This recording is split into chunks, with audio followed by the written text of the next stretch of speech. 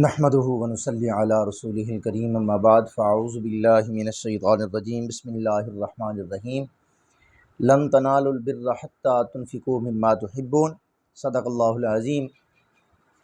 عزیزان محترم، اللہ کریم نے قرآن پاک کے اندر ارشاد فرمایا، میرا رب فرماتا ہے کہ تم اس وقت تک ایمان کے کامل درجے کو نہیں پہنچ سکتے جب تک کہ تم اپنی سب سے عزیز چیز جو ہے وہ اس کی راہ میں قربان نہ کر دو۔ جیسے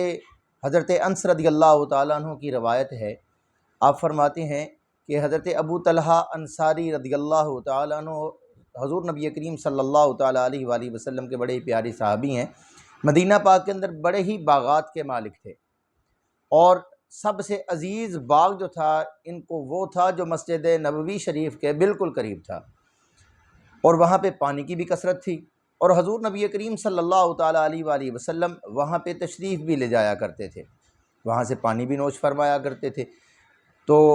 حضرت ابو طلحہ انصاری رضی اللہ تعالیٰ جب یہ آیہ مقدسہ اتری اور انہوں نے سنی تو نبی کریم صلی اللہ تعالیٰ علیہ وآلہ وسلم کی بارگاہ اقدس کے اندر حاضر ہو کر عرض کرتے ہیں، فدا کا امی و ابی یا رسول اللہ صلی اللہ تعالیٰ علیہ وآلہ وسلم،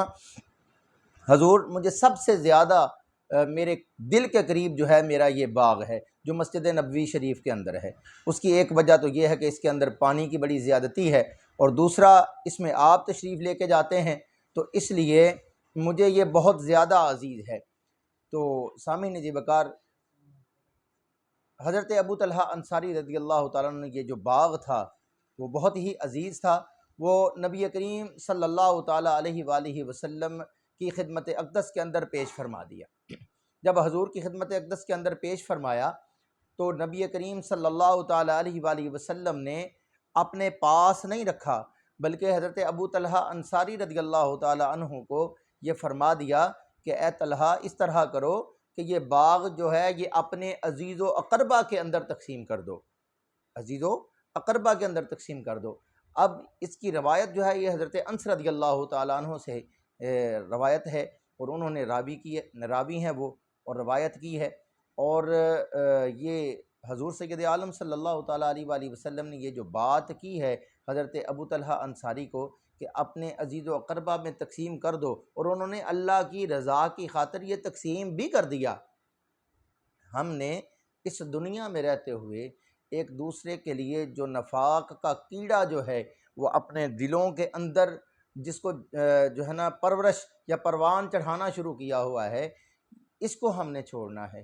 ہم نے قرآن سے اپنا رستہ لینا ہے، حضور کے فرمان سے اپنا رستہ لینا ہے، تاکہ قرآن سے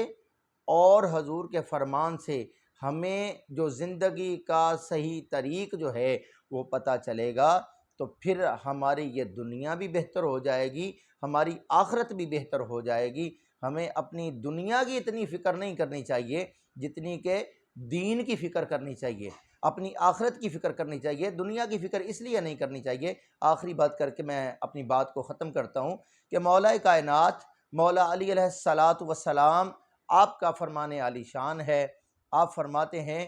کہ اے بندے رزق کے پیچھے مت بھاگ، رزق کے پیچھے مت بھاگ، کیونکہ اللہ وحدہ لا شریک نے تجھ سے رزق کا وعدہ کیا ہے۔ اللہ اپنے وعدے سے پھرتا نہیں ہے، اللہ نے جتنا وعدہ کیا ہے رزق کا اتنا رزق اللہ نے تجھے عطا کرنا ہے۔ تو اس لیے رزق کے پیچھے مت بھاگ، رزق والے کے پیچھے بھاگ جس کی طرف سے تجھے رزق عطا ہونا ہے۔ تو اس لیے رزق کے پیچھے مت بھاگیں، رزق اللہ نے وعدہ کیا ہے وہ دینا ہی دینا ہے۔ اپنی دین کو بہتر کریں، اپنی آخرت کو بہتر کریں۔ وآخر دعوانا الحمدللہ رب العالمین۔